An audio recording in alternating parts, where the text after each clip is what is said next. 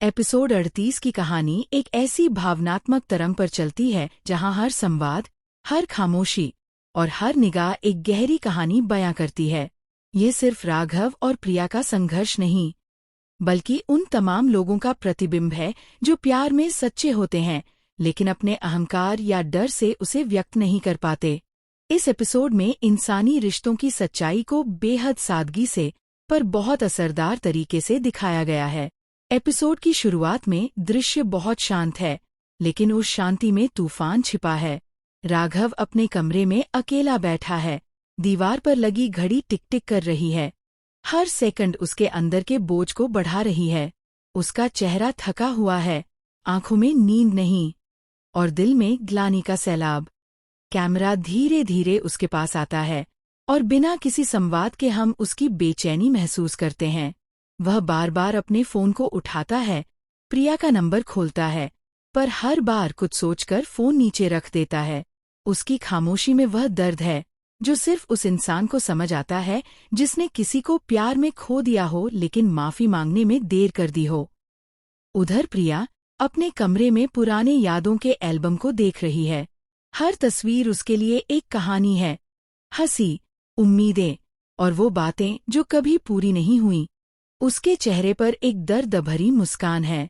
वो खुद से कहती है, शायद राघव अब मुझसे प्यार नहीं करता।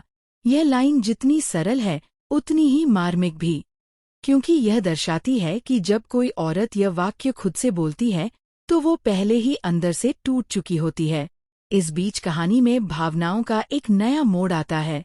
प्रिया की दोस्त नेहा उससे मिलने आती है और उसे सलाह देती है कि वह राघव से खुद बात करे, लेकिन प्रिया का जवाब बहुत सटीक होता है।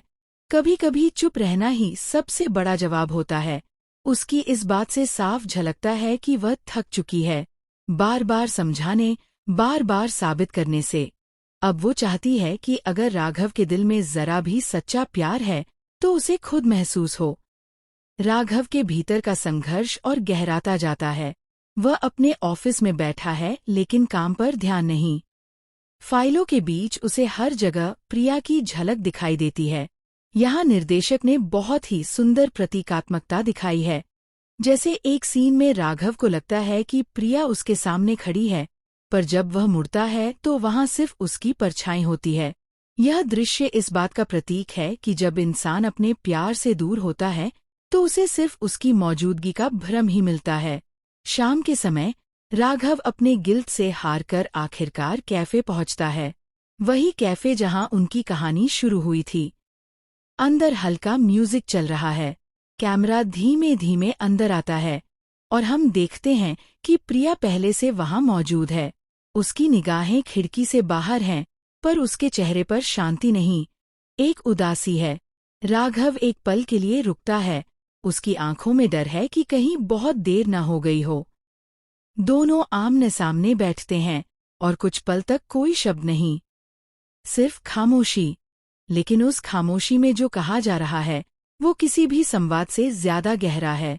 फिर राघव धीरे से कहता है, प्रिया, मैं तुम्हें समझ नहीं पाया। ये वाक्य सुनते ही प्रिया की आंखों से आंसू गिरते हैं। वह कहती है, तुमने मुझे समझने की कोशिश ही कब की?